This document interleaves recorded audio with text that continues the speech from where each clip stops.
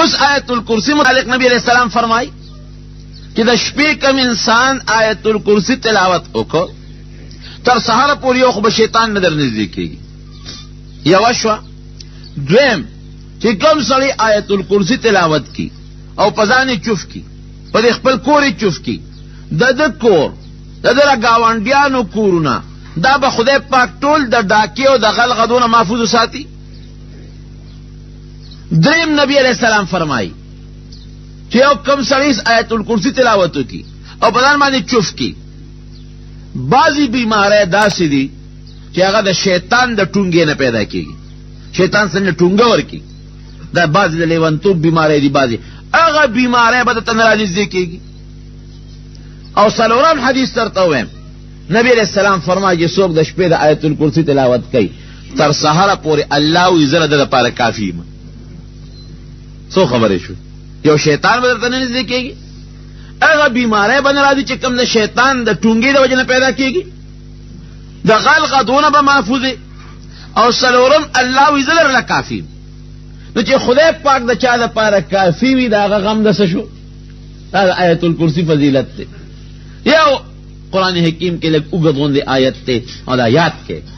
د خپلو امامانو نه او علماو نه در ورځ یو یو ټکي یادوی،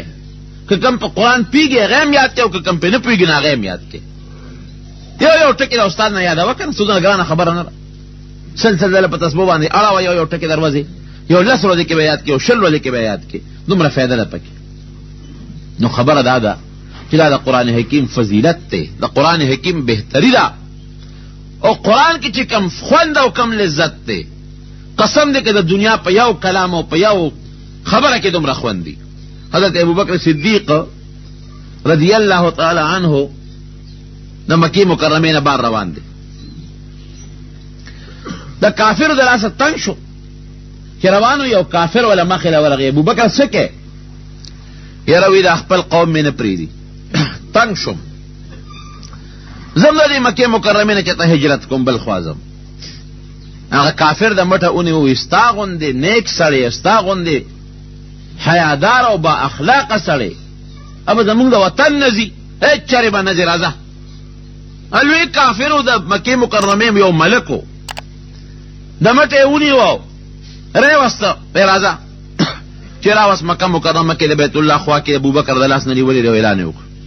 وی دی ابوبکر صدیق رضی الله عنه لما د اوس نه امان ورکړ، د ده به هېڅ څوک هم غږ نه کوي. لکه اوس چې په دې قبایلي علاقو کې یو ملک چاله امن ورکي،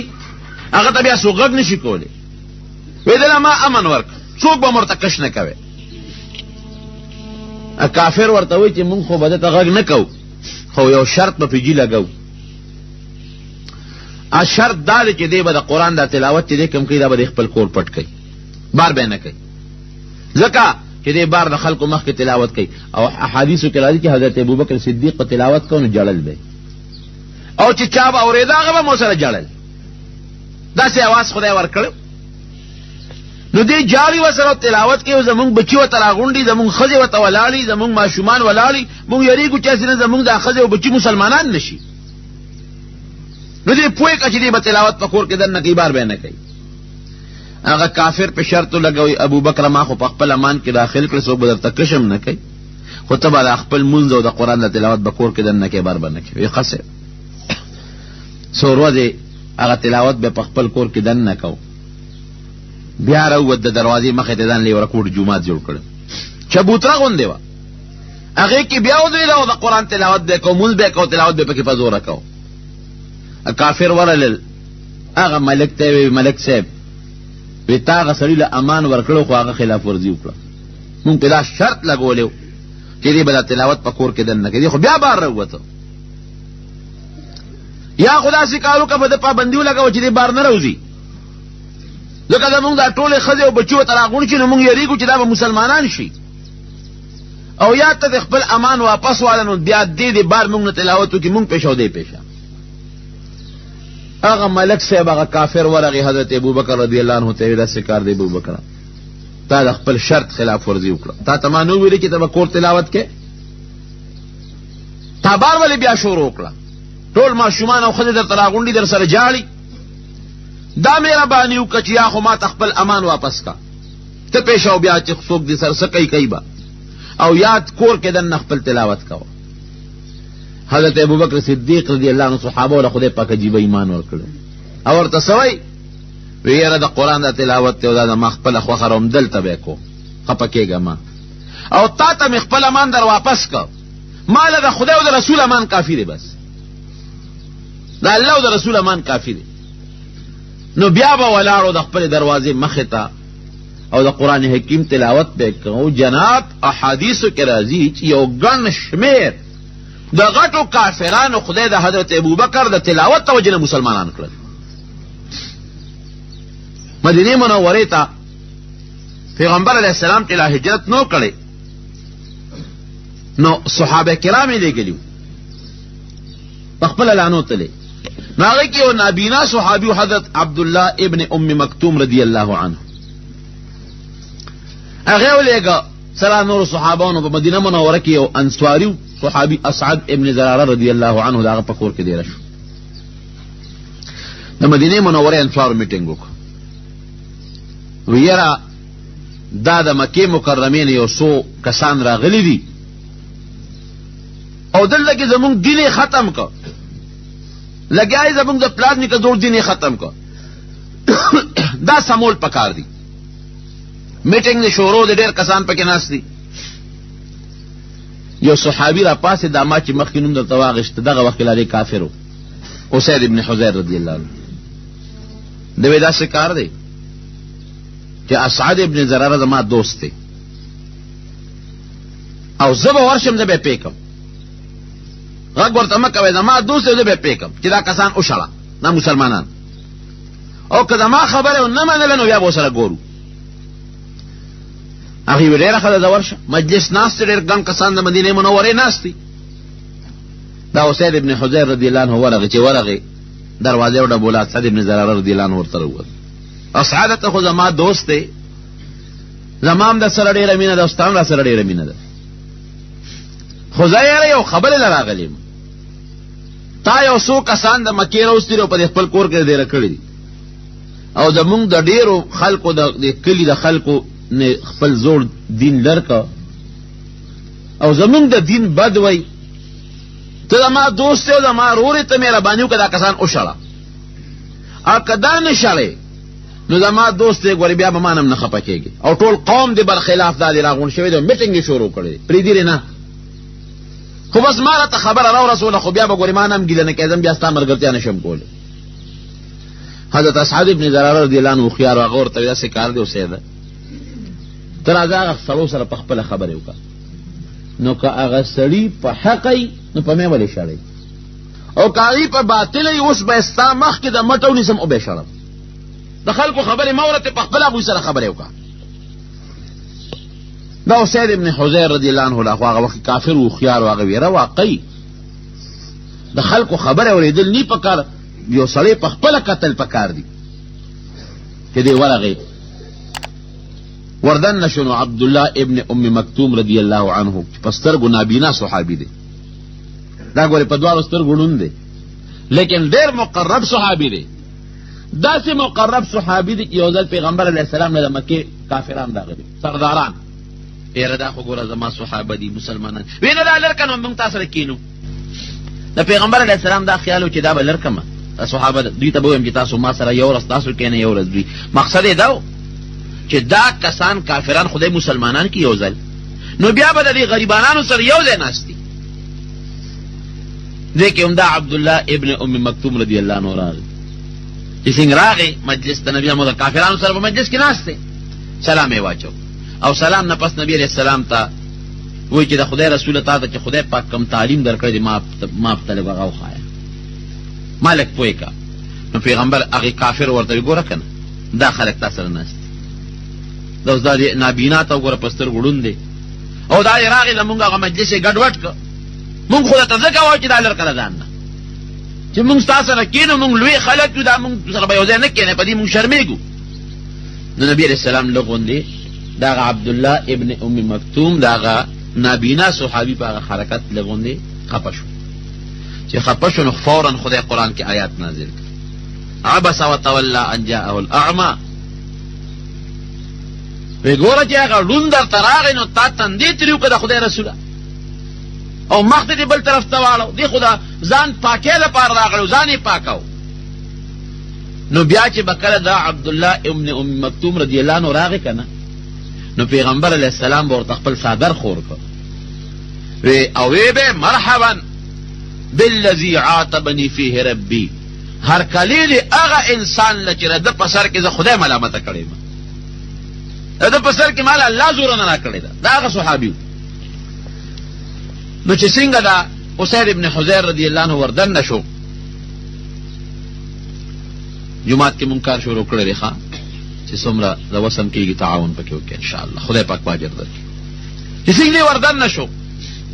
هغه اصحاب ابن زراره رضی الله عنه حضرت عبدالله ابن ام مکتوم رضی الله عنه ته وی مرګري ته هغه خبر یو کا چې تم خلکو ته کومه کېدته یو کا، نو هغه ته د قران حکیم تلاوت شروع کړ. هغه ړوند صحابي چې د قران تلاوت وته شروع کړ، دی وته بس وی تاسو ر دې دین نوم څه دی؟ وی اسلام.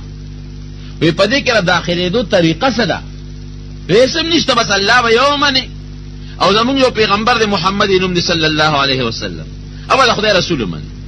او دا چې د تاسو کوم تلاوت وکړه د خدای کتاب دی دا به مني. وی بس راکه لاس بیا ته کو خدای مسلمان کړي چې مسلمان شولالو ز کافرو میټینګ خو شروع دی ورغی. وی څه چل دی وکړه یاره جیوی دا خبره خو ما اورید، اخو دوه کسه دي خو ډېرې خشتخ کولې خبرې کوي، او دا هغې خبرې خو زما خوښه شوې او زم په سره ملګری شوم لاړله مجلس ته. هغې وی ګوره که نوجوان وپوه نه شو دوکې که سعد ابن عباده رضی الله عنه له دغه وخت کافر دی مسلمان نه دی، هغه وی ورګه زه ورځم او دا سړی دا چې مسلمانان یې راوس زما ترور زوی دی زه پې یم، اکه پې نه شو نو بس زما به ورسره تعلق او رشتهداري هر څه قطعي. مشرو سپینګیرو چې څنګه راغی کور ته ورننوت، اسعد ابن زراره رضی الله عنه ځان لکه او ورته وی چې ترور زوی ده خو یو خبرې له راغلې، تاسو د مکې نه څه خلک راوستلی و، د خلکو عقیدې یې په دلته خرابې کړې، دا وشړه ټول قوم راغونډ شوی دی او پرېږدي دی نه، او که دا نه شړې ګورې ما نه به ګیله نه کوې بیا زما رشته هم در سره ختمه. اړې روښیار هغه ورته هسې کار دی نه ماما زویه خفه کېږه مه راشه ته د هغوی خبرې وره، نو که خبرې ستا خوښې شوې نو په مې ولې شړې، که خبرې غلطې وې اوس به یې تېله مټو نیسه ویې شړه. هغه وی چېره دا خو هوښیاره خبره ده، کوم ځای دي؟ کوټې ته یې وردن نه کړ. هغه نابینا صحابي ته یې لغونې ته ورته خبرې وکړه چې کومې خبرې ته مونږ ته کې د قرآن حکیم تلاوت یې ورته شروع، یو صورت یې ورته ښایسته مزېدار تلاوت کړ. هغه سعد ابن عباده چې کوم تللی ورپسې د قوم مشر او وی د ستاسو د دین نوم څه دی؟ وی اسلام. وی په دې کې را داخلېدو څه طریقه ده؟ وی بس مونږ له به لاس راکړې الله به یو ومني او پیغمبر علیه السلام به د خدای رسول ومني او دا کتاب د خدای خبرې دي بس دا به ومني.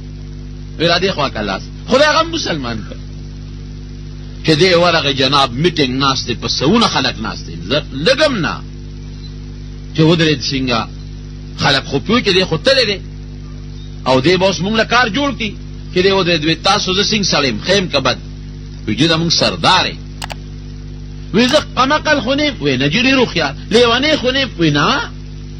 په ما څه تهمت د دروغو شته دروغجن خو نه یم؟ نه جي ته خو ډېر هوښیار. وی که زه څه خبره وکړم تاسو به هغه منې؟ د هغې دا مطلب و چې اوس به راته وایي چې دی چې پې ورځو زما خبره به منې؟ وی جي بلکل ته حکم کوه. وی ښه نو داسې کار چې د هغه څلور خبرې ما واورېدې ډېرې خشته خبرې کوي. د خدای رښتونه دغه دي د پیغمبر ملګري دي او دغه خبره د خدای کلام دی. ما خو په ایمان راوړم، زه خو مسلمان شوم، ستاسو څنګه خوښه ده؟ وی چې ته مسلمان شوې نو مونږ هم ایمان راوړو. مجلس کې چې څومره ټول خدای مسلمانان کړل. دغه صحابي چې عبدالسعد ابن عباده څومره قوم و هغه خدای ټول مسلمانان کړل. داس ګورې نبي علیه السلام یې لا لیدل نه دی، نه د پیغمبر علیه السلام معجزه لیدې ده، صرف د خدای قرآن یې کتاب الله او د خدای کلام کې چې کوم لذت او کوم خوند دی، خو یاره چې په صحیح طریقه باندې سړی واوري. مونږ مریضان یو، بیماران یو، که یو سړی مریض وي بیماري